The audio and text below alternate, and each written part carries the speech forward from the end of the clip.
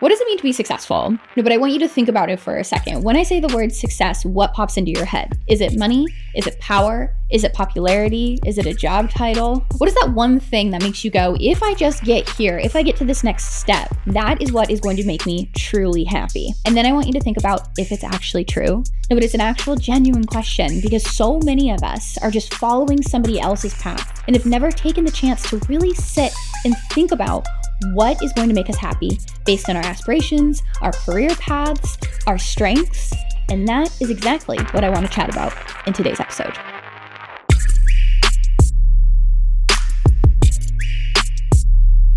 Welcome back to Organized Chaos. My name is Regan, and I am so very, very happy that you are here. Success is such a funny thing because it's literally defined as the accomplishment of an aim or a purpose. But when we talk about success, we talk about it with really specific words in mind. And I'm sure, like me, you have been in the same boat before, where you think of the word success and you think things like money, power, accomplishments, achievements, getting a raise at a job, getting a promotion, something that shows that you are moving forward. But have you actually sat back and ever thought about where you want your success to go, like where you want your life to go? Because the way success is defined today is really only one piece of the puzzle. It really focuses in on the professional side of success. But what I want to talk about, what's most important to me, and I think will resonate with you, is what's the personal side of success? Because our professional lives, our career paths, while incredibly important and while they put food on our table, it's only half of us. Not even. It's only like 30% of us.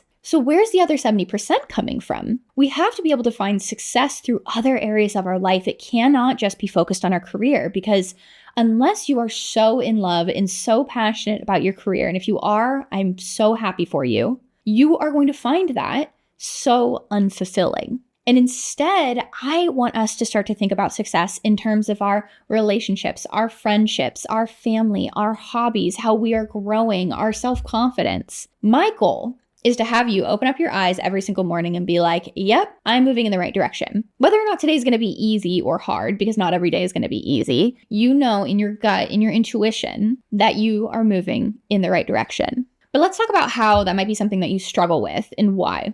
Because corporate culture dictates this to us. Like, it's no surprise that so many of us feel this way and are focused on achievement-based success, because corporate culture rewards us for it. They're always striving to push us towards that next promotion, that next goal, that next accomplishment. If you think about the words that are spoken during a meeting, they're all very forceful. They're all pretty aggressive. Like, let's go out and tackle them and beat them and get them. You know, we want to reach our next goal. How do we exceed our goals? What are we going to do next quarter and the quarter after that? Now, I'm not hating on that, because I do that every single day in my own business, but that's only part of you. That's only a small percentage of you. There's so much more. You're the romantic side of your life, relationships, academic achievements, athletic achievements. Success can mean so many different things depending on where you are in your own life. And my biggest problem with this definition of success, or the way that it's interpreted in today's society, is that it often makes us look for that external form of validation. It makes us wait. It makes us go, okay, well, until I've been given that promotion, which we know is fake, right? Like, we all recognize that corporate rules made up by somebody, but until I get that promotion, I'm not good enough. I'm not ready to be put in that director's seat. That's bullshit. Just because that promotion isn't available to you doesn't mean that you're not necessarily ready, nor does it mean that you're not successful in what you're doing today, because there's so many different versions of success. But I need you to stop waiting for somebody else to give you that permission, and give that permission to yourself instead. Waiting for that external form of validation is what leads to imposter syndrome and low self-confidence. Over the last 4 weeks, I've just done a self-confidence series. So if you haven't already watched that, please make sure you go and watch it, because we really tackle how you can cope with imposter syndrome, what it actually means, how to build your confidence, how to have conversations with absolutely anybody. All of these small little pieces, well, the pieces that you might feel are small, but they're actually incredibly foundational and are going to help you create that life that feels successful even when those external achievements may not be met.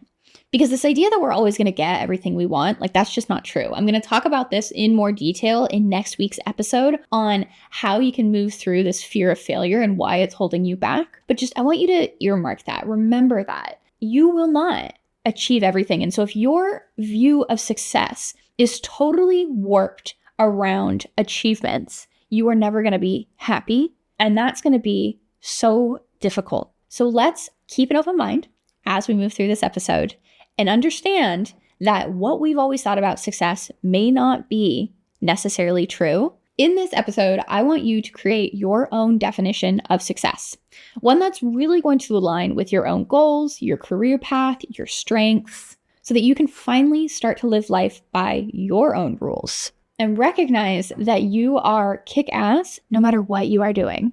So let me tell you a little bit of a story because I have grappled with this idea of success for so many years. And it really all came to a head in 2022, where I had a fair few number of check marks, those success check marks under my belt. In about 8 years, I had graduated from a top tier university in Switzerland. I landed a job in big tech. I had moved countries multiple times, and I was leading EMEA marketing for a tech unicorn. So from the outside, everyone was really looking at it as, wow, she's been so successful. But my anxiety, my burnout, my fear of failure, my fear of what other people might think, the actual day-to-day happiness in my role, like that was at an all-time low, or I guess all-time high, depending on which one of those points we're actually recognizing right now. But it became a habit of mine to go into the bathroom or sit at my desk if I was working from home and have a major panic attack before big meetings. Like I would sit and I would destroy my nails. I keep my nails painted because my anxiety gets so bad sometimes that I will destroy them. I'll destroy the cuticles. I'll destroy the nail beds if I don't keep them painted. But it had gotten to the point where I couldn't control it anymore. And then out of nowhere, I quit the job because I had to dig my heels in the sand. I had to do something. So I quit the job with no backup. And people kept asking me, well, what are you going to do next? You have to be going somewhere. You have to have accepted a role at another company. And I was avoiding that conversation like the plague because I was trying to hide the fact that I was so burnt out that there was no way I was holding down a job, much less a conversation. And for 6 months after that point, I had really spent most of my days in tears on my couch because I felt like a failure. I felt like I hadn't done anything right up until that point. And we know that imposter syndrome makes you feel like this. We know that imposter syndrome likes to trick you, likes to make you feel like none of your successes are actually real, like everything you've done has been fake. But at this point, I couldn't recognize it. So sitting on the couch, feeling like that failure meant that nothing I was doing felt like it was right. But I knew I needed to do something different. I knew that it wasn't going to be sustainable. I knew I had this little just voice in the back of my head that was like, your idea of success is not something that's really making you happy. And I had lost myself trying to be perfect, trying to fulfill society's expectation of success.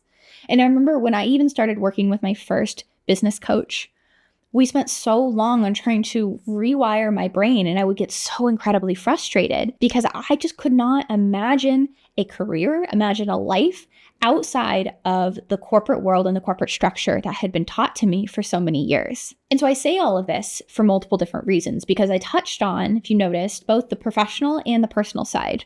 On the professional side, I had lost myself completely trying to be that perfectionist, perfect, promotion-getting human being. And on the personal side, I knew that it wasn't the direction I actually wanted to go in. I knew that it wasn't a subject matter that was fueling me anymore. I knew that it wasn't a company or, set of companies that I had worked for because it wasn't just one in particular. It was the series of decisions that I had made that weren't fueling me anymore. But to do that, I needed to redefine my relationship with anxiety. I needed to be able to have these hard conversations. I needed to redefine my relationship with failure. But most of all, I needed to recreate a definition of success for myself. Because for me, what success means is waking up and not having that impending doom on top of me, is regulating my nervous system. It's being able to have the freedom to go to a workout class at 8 o'clock in the morning or 2 o'clock in the afternoon if I want to. It's being able to recognize that I'm having a low energy day or that I'm about to be in the middle of my cycle and I need a rest day without feeling that pang of guilt that I should be doing something. Because corporate culture, the busyness culture, it loves to keep you running in circles. It loves to make you feel guilty. It thrives off of making you feel guilty. But the point of this episode, what I want you to hear, what I want you to drill down in your brain is that you don't have anything to feel guilty for as long as you are making an intentional decision that is going to get you closer to the happiness that I know we all want to achieve inside of us. Because your vision of success drives every single decision that you're making and really reflects your values. So if we think back to what my vision of success looks like, it reflects my values of wanting to spend time with my family. Family and having a strong family connection is a huge value of mine. Being able to have the freedom, being able to be creative. Creativity is another huge value of mine. Means that I can go and take that 8 a.m. workout class or 2 p.m. workout class because I need that creative space and that creative freedom. Creativity is found in those slow moments. But when I was working in corporate and I had those back-to-back meetings every single day, sometimes I would be in back-to-back meetings from 9 a.m. to 6 p.m. without longer than like a 30-minute break. That was not a successful life for me. That was not an enjoyable life for me, but I thought that's what I needed to do. I had internalized somebody else's version of success for so many years that I had lost myself in the process. Instead of thinking about success as how you present yourself outwardly to society, what's so much more important is what is going on in your head and knowing what is important and valuable to you. I'm about to walk you through the 5 steps in order for you to get there. Step number 1, remember that everything is fake and nothing is real. I go through this in most of my episodes at this point because I want to drill it into your brain. Everything has been made up. Every corporate rule has been made up, so you are allowed to question things. But I hear you because it's so hard. Our brain loves to make us feel safe. Our brain will scream at us sometimes and tell us this is not safe, to start questioning. It's not safe because somebody is going to rip our job out from underneath us. Now, all of this questioning that I'm mentioning needs to be done in a respectful way, but you are allowed to promote yourself. You are allowed to stand up for yourself, and you are allowed to make a decision as to whether or not you want to be somewhere and how you spend your time, your effort, and your energy. Because if other people are making the money that you want to make, taking the vacations that you want to take, having the job titles that you want to have, why can't you? Like, everything is fake and nothing is real, which means that you can go out and get exactly what you want. So once we understand that, the next step is to start to unlearn this culture of busy and really start to relax. Now, this is probably going to be one of the more difficult parts, because when you are just deep in that mindset of success equals accomplishments, the idea of not being busy is so stressful. Like, think about how many times you've had a conversation with somebody and you've said, "Hey, how are you?" And they go, "I'm just so busy." Like, how did that become an answer of ours? I'm just so busy. It is one of my biggest pet peeves. I made it a goal of mine when I was working in corporate not to answer like that. Because what are you signaling to people? I'm just so important. I just have so many back-to-back meetings. So many people just want to talk to me. Are you actually getting the things done that you need to be getting done, or are you wasting time? There was a Harvard Business Review article written on this exact topic because it's a concept that plagues corporate. And I cannot count how many times I've heard it throughout my life. We equate busy to good and successful. But how much of that is actually idle work? Like, how much of that is busy work? Because what I have found is when companies don't have strategic priorities in place, people often fill their days with busy work in order to seem important or successful based on what they think matters. But the point of having a hierarchical structure is that somebody sets priorities and then you get to set your day based off of that. But the problem with so many companies today is everyone's just moving 1,000 miles a minute. So those priorities get lost in translation. And it means that managers just don't even have the time to wrap their arms around whether or not the busyness that they're seeing from their team is actually moving the needle. And it's so rare that people think to themselves, can I actually step in here and help with this problem? Because when you say I'm busy, it's become this status symbol. It's become this ideal. It's become this, consciously or unconsciously, we've been giving more power to people who are busy. Because when people come in and say, "Oh, I've had back-to-back meetings," we're like, "Oh, so many people want to talk to you. You're so important." And we start to admire those people. Instead, creativity is actually found in the slow moments. Productivity is found in the slow moments. So we really need to start to build that back into our day. What I've started to do is when I feel that desire of busyness, or when I feel that stress of, I just got to be busy, start to creep up again, I take a step back and I take a break. I get up and I walk around and I feel my feet on the floor, and I go and I make a tea, or I go make a drink or a water, or just, something. I'll read my book for 5 minutes, because this desire to be busy makes me lose my objectivity and distracts me to no end. It is exhausting thinking about, how do I fill my days with work so that other people perceive me as successful, instead of flipping it and thinking to yourself, how am I going to get the things that are important to me done today, irregardless of what anyone else thinks of me, because I know this is going to move the needle for myself. If you're having a hard time actually being productive or setting goals, I have 2 different videos on that I'm going to link in the description box. So make sure you go back and you watch each one of those videos, because it's going to be super helpful if you are listening to me and going, oh my God, this sounds great. Yes, I need to stop being so busy. But what I really struggle with is, how do I actually build a schedule that's going to be productive for me? And how do I start to achieve the different goals that I have on my plate, but I have just no idea where I can get started? The next step in this journey, after you've started to tackle unlearning and the busyness culture, remembering that everything is fake and nothing is real, you are going to audit your life. And this has been talked about in so many different episodes before, but I want you to take a step back and think to yourself how you're doing in each individual area of your life.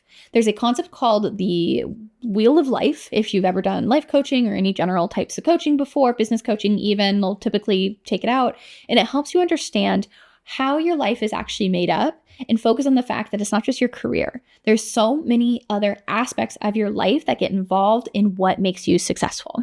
And the different sections of your life can be whatever you really want them to be. Oftentimes people will focus in on things like health, physical health, mental health, financial health, relationships, career, personal development. Identify what is important to you and dig deep into those different sections. I want you to think about, how am I doing in each one of those areas? What am I doing that I love? What am I doing that I'm struggling with? Where do I want to see myself improve? What do I want to keep? If you've ever done the start, stop, continue exercise in any of your meetings, you can do that here as well. But I want you to think about, where am I in my life right now? And then you're going to rate each one of those areas on a scale of 1 to 10. Then you're going to start with the area that you've rated the lowest. And so if in health, for example, you've rated yourself a 2 out of 10, but you really, really, really want to get to that 10 out of 10, you're going to start there. That's the first area that you're going to tackle. And you're going to think about, in 6 months, where do I want to be? And I want you to get so granular, so specific here, and think to yourself, what is going to be important to me to achieve here in the next 6 months? Because what we're doing is rewiring your brain so that you think about different levels of success in each one of these areas of your life. We're going back to the beginning of this episode where I said that your career is only a small percentage of what makes up who you are. So let's start to look into those different areas that make you the full human that's sitting in front of me. Once you've defined where you are, where you want to go, and what that it's going to look like in the next 6 months, I want you to find what you love. You're going to test. This can be at work. You can change the projects that you're working on. You can start reaching out to work on other projects. This can be in your own personal life. You can start having hobbies again. Do something that you love. I want you to take 5 minutes a day to just think about, let's test something new here. Because until you figure out what you like, but better yet, what you don't like, you are going to have a really hard time understanding what success is going to look like for you, because you're going to look to other people to tell you what you should be liking. But the goal here is to really take that intentionality and start to think about, is this something that is working for me or not? Whatever the answer is, it doesn't matter, because you want to earmark the ones that you love, the activities that you love, and then you want to put away the activities that you don't love, so that when you're sitting down and actually planning out your future, you start to gravitate towards the activities that really fulfill you. And then that's going to lead us to making your own definition. And your definition is going to look different than everyone else's, but I want you to compile all of the information that we found in the previous 4 sections. I want you to compile how you think about success, what the different areas of your life will look like, where you want to improve, what your friendships look like currently, how you think about busyness, and then pinpoint what exactly you're in this life for. What is it that you value? Do you value time with friends? Do you value time with family? Do you value freedom? Do you want to travel? Do you want to work remotely? What is going to make you happy? And even if you don't know right this very second, what is currently making you unhappy, or what needs to change in your world today so that you feel happier with where you are. Because your job doesn't always need to change in order to make you happier. There's so many things that we can build in outside of our roles. And I want you to remember that too. I'm not saying you need to go and quit today. I'm not even saying you need to go and quit tomorrow. I'm saying that I want you to start to choose and understand why you are doing what you're doing in this moment instead of letting someone else make that decision for you. With all of this, please do not forget that you need to start super small, and it's okay. Baby steps are the best way forward. So when you are thinking about how you can start to reestablish, redefine your relationship with success, here are a couple quick, easy tips that you can start to implement today. The first is next time someone asks you, how are you, when you're at work or even in your personal life, don't respond with I'm busy. Respond with something else. Respond with, oh, I took this vacation. I went to this place. I'm planning this thing. Oh, I'm trying this new workout class. Something that makes you unique and doesn't rely on this achievement-based accomplishments that we've been defining success off of for so long. And the second is go and find 5 minutes to do something that you like, or to go and experiment with something that you like. 5 minutes, that's all I'm asking. Go and read, go and take a walk, go and call a friend, there's so many different things that you can do. Go and paint, go and draw, go and find something that makes you feel just even the teensiest bit happier. Because success does not mean that you need to be busy 24/7. Success does not mean that you need to be working 24/7. It doesn't even mean that you need to be having fun 24/7. It does mean that you are making the choice to get closer to whatever goal you have in mind, because you are the only one living this life. And you are the only one who should be making decisions around how you view success and what you do every single day. I'm Regan, and this has been another episode of Organized Chaos. Thank you so much for joining us, and I will see you next week. Thanks, everyone.